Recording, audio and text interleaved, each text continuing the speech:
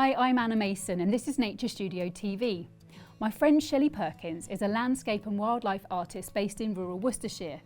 Her work is influenced by her travels around the world in search of wildlife and wild places, as well as the beauty of nature on her own doorstep. Here she's painting for us a stunning scene of a field of bluebells near her home. Let's take a look. I began by hiking a mile into the hills to the Bluebell Meadow, which is a favourite beauty spot in Shropshire, UK. I used a viewfinder to help me choose a section of the landscape to paint and then set up my seat and art supplies, making sure I had a good view of the scene I wanted to recreate on my paper. In my sketchbook, I considered how I wanted the composition to fit on the page, and then with a pencil used very loose, sketchy lines to mark the horizon, the mid-ground area, which was a pine forest, and where the Bluebell Meadow began in the foreground. I wasn't adding any detail at this stage, but rather making suggestions to guide my paintbrush. To start the painting, I used a large mop brush to paint the sky area just with water, going right up to the horizon line, leaving some dry patches.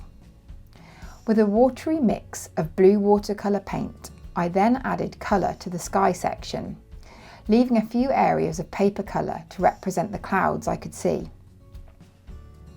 Using the blue mix in my palette, I then worked this colour through the landscape, marking areas of shadow.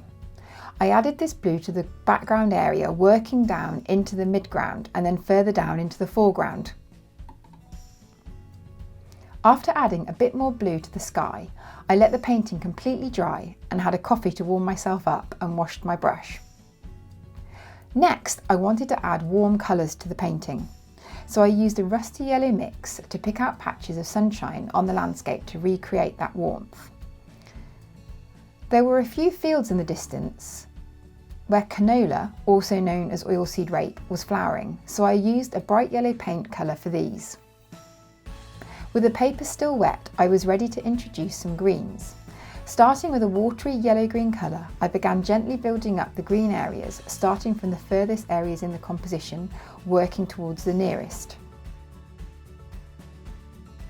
Then, with a darker blue-green mix, I repeated this step, again working furthest to nearest. Using the tip of my brush, I used this colour to loosely suggest features such as field boundaries and hedgerows. I then used the side of my brush to create dab marks to start building up layers of texture, depth and colour in the pine forest area. Now it was time to add sweeping strokes of blue and purple colour in the foreground to represent the swathes of bluebells. It was really fun to see the colours bleed into one another and for the layers to build up as I created an impression of this special place. I used flicks and splashes to create expressive marks and bring energy and excitement to the scene.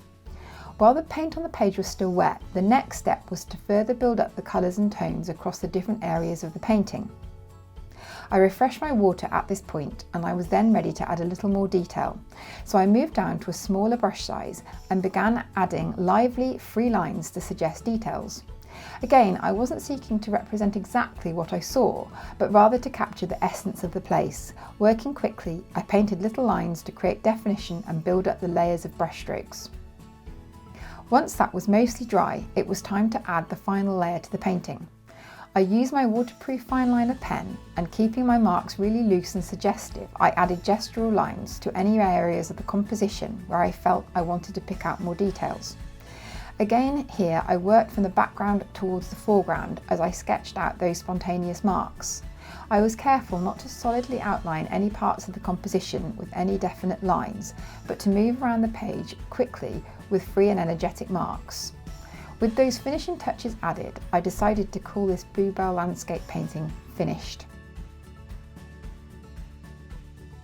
I hope you enjoyed this video. There's a longer version of Shelly's class and lots more available now at naturestudio.com, where you can also pick up a free watercolour class from me.